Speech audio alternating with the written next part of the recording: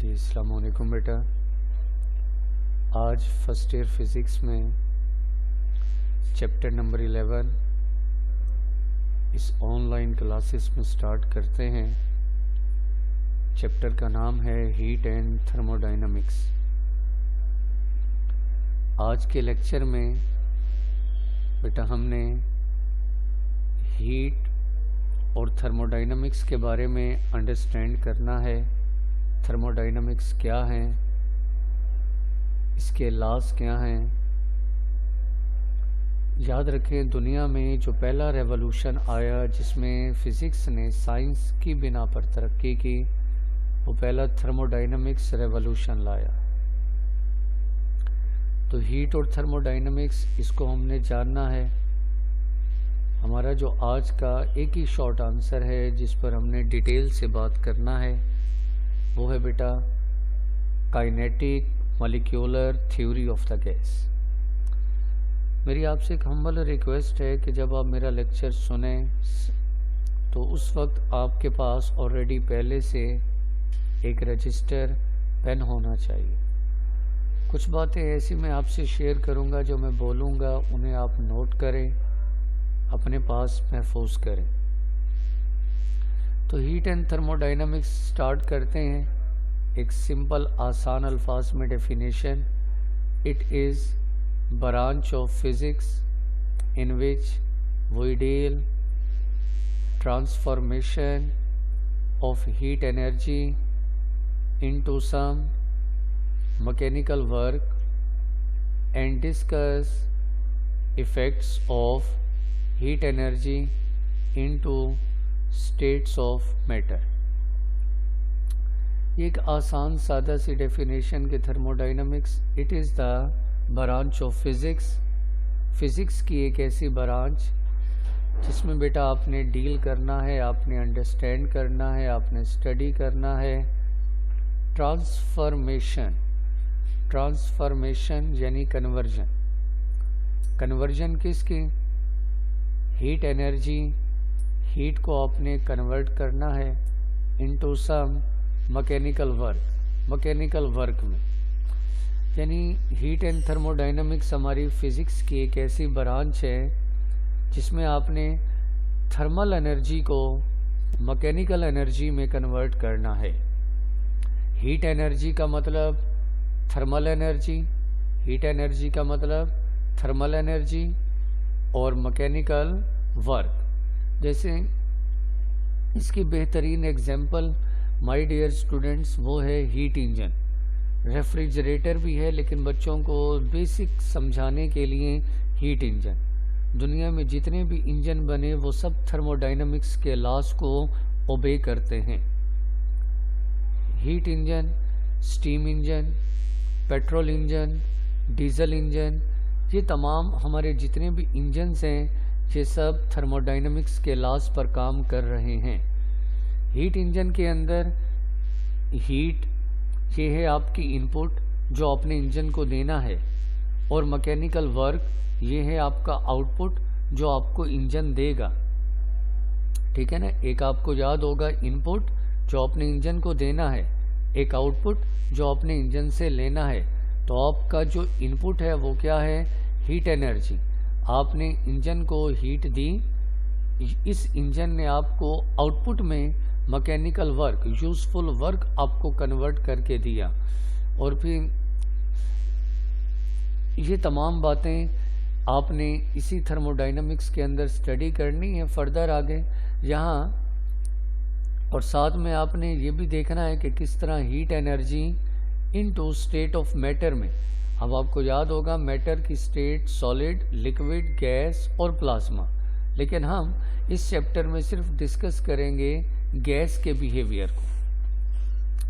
तो heat and thermodynamics क्या है, दोबारा गौर करें। It is the branch of physics.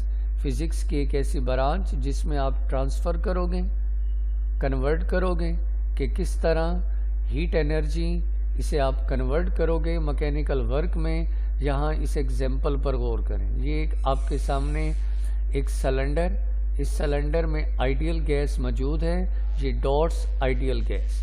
और इस सिलेंडर के ऊपर ये एक मूवेबल पिस्टन रखा हुआ है। आप क्या करते हो, इस सिलेंडर को किसी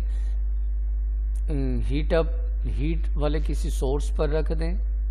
डेल्टा क्यू हीट आपने ये सिस्टम को दी, ये देखें ये डेल्टा क्यू हीट जो आप सिस्टम को दे रहे हैं, एरो पर गौर करें, ये है हीट एनर्जी। अब जैसे मॉलिक्यूल्स को हीट एनर्जी मिलेगी उनमें थर्मल वाइब्रेशन, रैंडम मोशन ज़्यादा, मॉलिक्यूल टकराएंगे। अब मॉलिक्यूल क्या करते हैं, try to lift the piston upward, piston moves upward.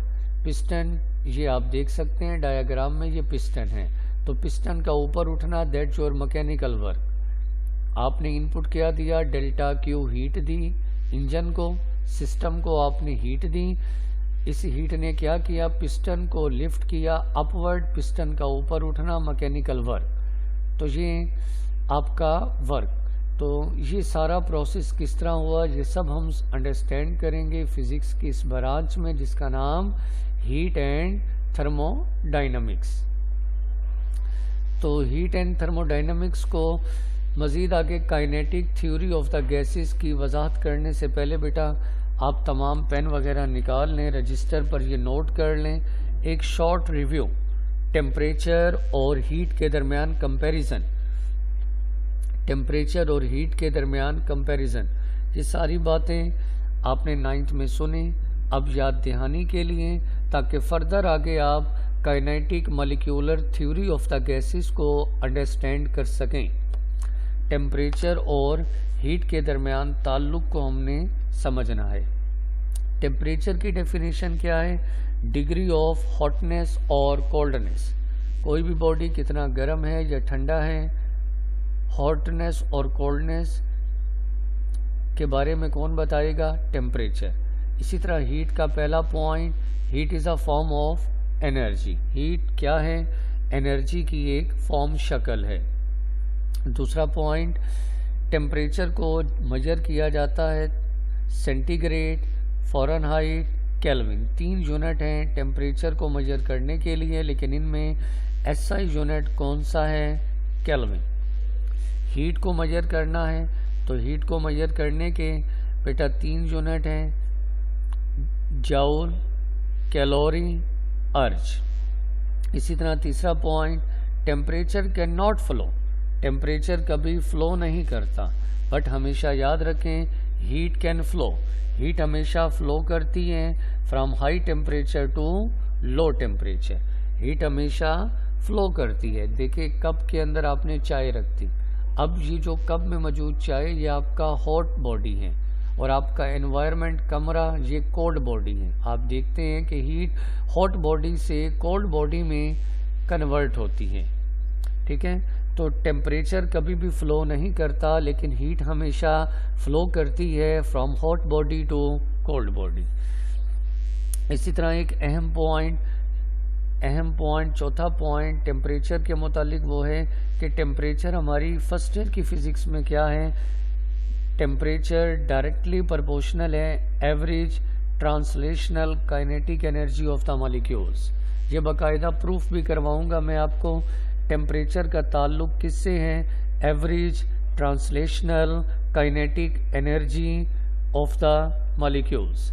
इसी तरह हीट के मुतालिक चौथा पॉइंट, हीट क्या है, total kinetic energy of the molecules को हम नाम देंगे हीट का। तो एक शॉर्ट रिव्यू, एक समरी, एक कंपैरिजन आपने सुना टेम्परेचर और हीट के दरमियान। तो ये सारी इंफॉर्मेशन बेटा आपने याद रखनी है। अभी तक मैंने आपको हीट एंड थर्मोडाइनमिक्स को डिफ़ाइन किया, एग्जाम्पल दी, टेम्परेचर और हीट के बारे में वजाहत की। अब हम आते हैं आज के मेन पहले इम्पोर्टेंट शॉर्ट आंसर की जानिब। बोर्ड के पेपर में क्वेश्चन आएगा जी, क्या क्वेश्चन आएगा, write down some important postulate. Postulate कहते हैं मफरूज़ा, फ़र्ज़ की हुई बातें। राइट डाउन लिखें important postulates of kinetic theory of molecular gas. तो अब हम बेटा बात करते हैं काइनेटिक मॉलिक्यूलर थ्योरी के कुछ इम्पोर्टेंट पोस्टुलेट मफरूज़ा। Kinetic theory of the gases ये क्या है, it give complete information about gases. Kinetic theory of the gas हमें मुकम्मल गैसेस के बारे में इंफॉर्मेशन देगी, complete behaviour. It can give macroscopic as well as microscopically properties. यानी हम kinetic theory of the gases के बारे में हम जब सुनेंगे, मैक्रोस्कोपिक यानी बड़ी से बड़ी, उसमें आता है गैसेस का प्रेशर, वॉल्यूम, टेम्परेचर, किस तरह क्या क्या तब्दीली आई, और माइक्रोस्कोपिक प्रॉपर्टीज में गैसेस की काइनेटिक एनर्जी पर बात करेंगे। तो गैसेस के बारे में तमाम तर इंफॉर्मेशन हमें कौन देगा? Kinetic theory of a gases. Kinetic theory of the gases याद रहेगा बेटा। ये आपको आज के इस लेक्चर में ये सारी इंफॉर्मेशन, ये सारी वजाहत आपको मिलेगी। तो अब हम आते हैं इम्पोर्टेंट पोस्टुलेट की जानिब। Kinetic theory of the gas के कुछ इम्पोर्टेंट पोस्टुलेट। पोस्टुलेट यानी मफरूज़ा। पहला postulate, a finite volume of a gas consist of very large number of molecules. Finite, जिन पर मैंने रेड लाइन लगाई है ना बेटा, ये पॉइंट आपने हमेशा याद रखने हैं। आप चाहें तो इनको हेडिंग बनाकर भी लिख सकते हैं। पहली हेडिंग फाइनाइट वॉल्यूम, यानी कोई भी सिलेंडर है, कोई भी कंटेनर है, उसमें गैस होगी फाइनाइट। यानी सिलेंडर के अंदर आप 5 किलो, 10 किलो, 1 किलो, आधा किलो गैस आपने फिल करनी है। यानी ऐसा कोई सिलेंडर नहीं है जिसमें आप कहें कि हम इनफाइनाइट गैस फिल कर दें, ऐसा नहीं हो सकता। किसी भी सिलेंडर में गैस होगी तो वो फाइनाइट होगी। फाइनाइट गैस है, large number of molecule. Large number, molecule की तादाद फिक्स नहीं है। आप यूँ नहीं कह सकते 5 किलो गैस है तो 5 मॉलिक्यूल हैं, नहीं। 3 किलो गैस है तो 3, गलत बेटा, ऐसा नहीं। मॉलिक्यूल की तादाद लार्ज नंबर है। मॉलिक्यूल की तादाद इनफाइनाइट समझें हम। कैलकुलेट मजर ये एग्जैक्ट नहीं बता सकते कि सिलेंडर में इतनी गैस है तो मॉलिक्यूल इतने हैं। याद इतना रखना है कि गैस का वॉल्यूम होगा फाइनाइट, लेकिन गैस के जो मॉलिक्यूल्स हैं उनकी तादाद लार्ज नंबर होगी। मॉलिक्यूल्स की तादाद फिक्स्ड नहीं है। दूसरा है साइज। दूसरी हेडिंग दें साइज।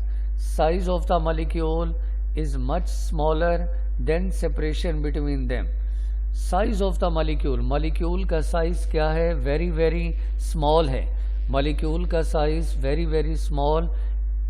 कितना स्मॉल है? सेपरेशन बिटवीन 2 मॉलिक्यूल, यानी 2 मॉलिक्यूल के दरमियान जो फासला, उस फासले की निस्बत जो साइज है वो वेरी वेरी स्मॉल है। मॉलिक्यूल बहुत बहुत छोटे हैं, इतने छोटे हैं कि उनका आपस में कोई इंटरेक्शन नहीं। इन मॉलिक्यूल्स को आप कहेंगे मिस्ट पार्टिकल्स। मिस्ट जैसे होता है ना फॉग, फॉग से भी छोटे। ये मॉलिक्यूल का साइज वेरी वेरी स्मॉल है। अब देखें 2 मॉलिक्यूल्स आपस में एक दूसरे के बहुत करीब हैं, हमें ऐसे लगता है कि इनके दरमियान कोई गैप नहीं, लेकिन माइक्रोस्कोपिक व्यू पर अगर आप देखें तो इनके दरमियान गैप मौजूद है। वो गैप वेरी वेरी स्मॉल है, तो मॉलिक्यूल का जो साइज होगा वो उस गैप से भी कम होगा। मॉलिक्यूल याद रखें साइज में वेरी वेरी स्मॉल। तीसरा point, gas molecules are always in random motion along the straight line. तीसरी हेडिंग आप दे दें रैंडम मोशन। मॉलिक्यूल्स, गैस के जो मॉलिक्यूल्स हैं उनकी बेटा मोशन कौन सी है? रैंडम मोशन है। और ये रैंडम, बेशक रैंडम मोशन है, लेकिन ये तमाम मॉलिक्यूल एक स्ट्रेट लाइन के अंदर मूव करेंगे। जैसे आप देखें यहाँ मैंने आपको समझाने के लिए स्पेस बनाया है। एक एक्स एक्सिस है, एक वाई एक्सिस है, एक जेड एक्सिस है। तो याद रखना मॉलिक्यूल की मोशन रैंडम मोशन है, इर्रेगुलर मैनर है। बेशक रैंडम मोशन है, लेकिन इन रैंडमली मूव करेंगे स्ट्रेट लाइन में। यूँ समझें कि तमाम मॉलिक्यूल या तो अलोंग एक्स एक्सिस हैं स्ट्रेट लाइन में, या तमाम molecule along y axis straight line में, या तमाम molecule along z axis. Motion random होगी, लेकिन वो रैंडमली मूव करेंगे या अलोंग एक्स एक्सिस, या अलोंग वाई एक्सिस, या अलोंग जेड एक्सिस। तो हम ये जहन में ये बात बिठा लेंगे कि जनाब मॉलिक्यूल की मोशन रैंडम मोशन है, लेकिन वो रैंडमली मूव करेंगे या अलोंग एक्स एक्सिस, या अलोंग वाई एक्सिस, या along z axis straight line में।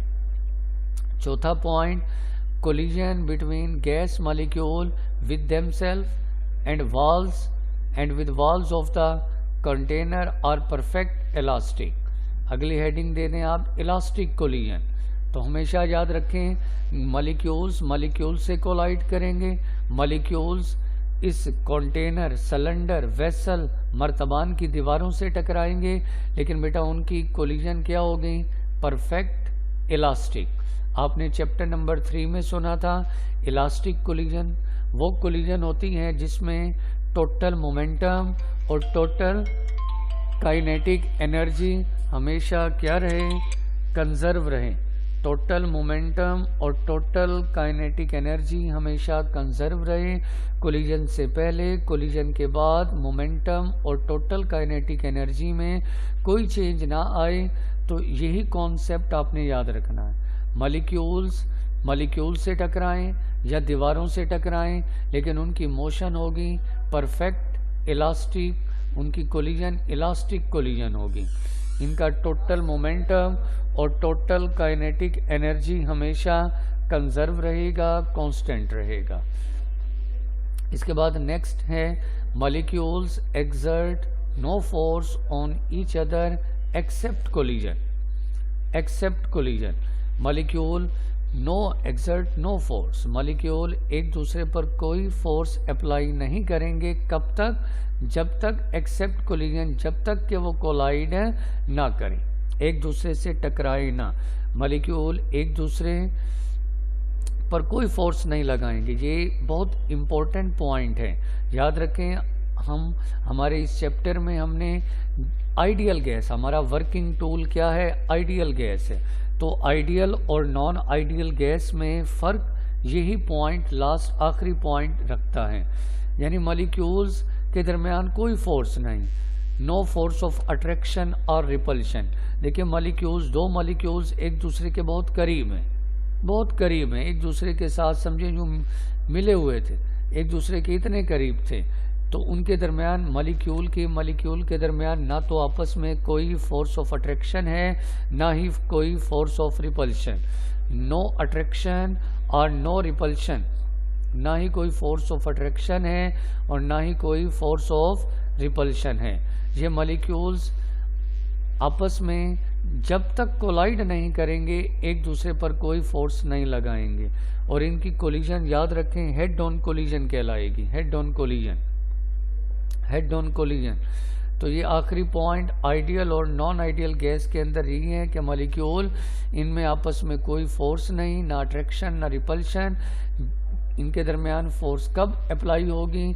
जब तक कि ये एक दूसरे से कोलाइड ना कर लें। तो ये हैं बेटा कुछ important postulate kinetic molecular theory of the gas के।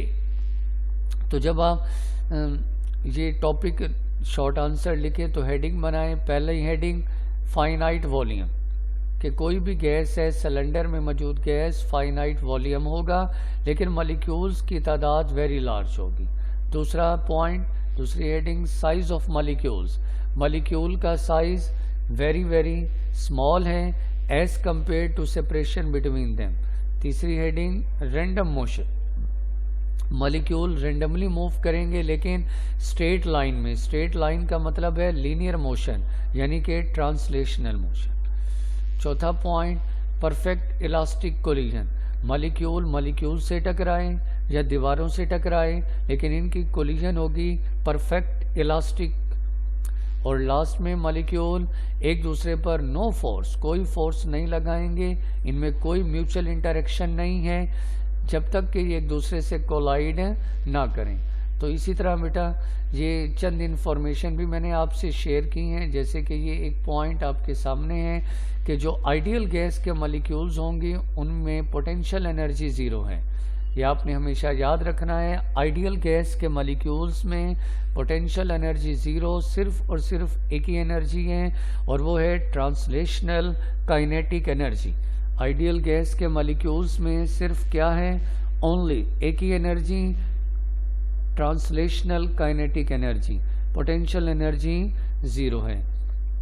इसी तरह से आपने बेटा ये भी याद रखना है कि ये सिलेंडर के अंदर जितने गैस के मॉलिक्यूल्स हैं उन पर ग्रेविटी फोर्स निगलेक्टेड, यानी कोई force of gravitational force in molecules पर एक्सर्ट अमल नहीं कर रही। एक्सटर्नल फोर्स यानी कि ग्रेविटेशनल फोर्स आपने इस पूरे केस में निगलेक्ट करना है ताकि हमारा ये सिलेंडर सिस्टम कंटेनर कहलाए आइसोलेटेड सिस्टम। तो आज का ये बेटा लेक्चर नंबर 1 हमने कोशिश की एक नए अंदाज में आपको ये लेक्चर की वजाहत की, बातों को एग्जाम्पल से समझाया कि हीट एंड थर्मोडाइनमिक्स क्या है, टेम्परेचर और हीट का बिहेवियर, और सबसे अहम बात kinetic molecular theory of the gas के इम्पोर्टेंट पोस्टुलेट्स को डिस्कस किया। तो बेटा मैं बहुत उम्मीद करता हूँ कि आप इस लेक्चर को बार बार सुनेंगे और साथ साथ पॉइंट्स बनाएं, नोट करें, एडिशन करें, लिखते जाएं, याद करते जाएं। इसी तरह आपके पास बेटा लेक्चर को सुनने के बाद स्कॉलर पब्लिशर की बुक होगी, वहाँ से भी आप इन तमाम लेक्चर को याद कर सकते हैं। प्रैक्टिस करें, याद करके बार बार लिखें। Thank you very much. Allah आपको जज़ाए खैर दे। शुक्रिया। अल्लाह हाफिज़।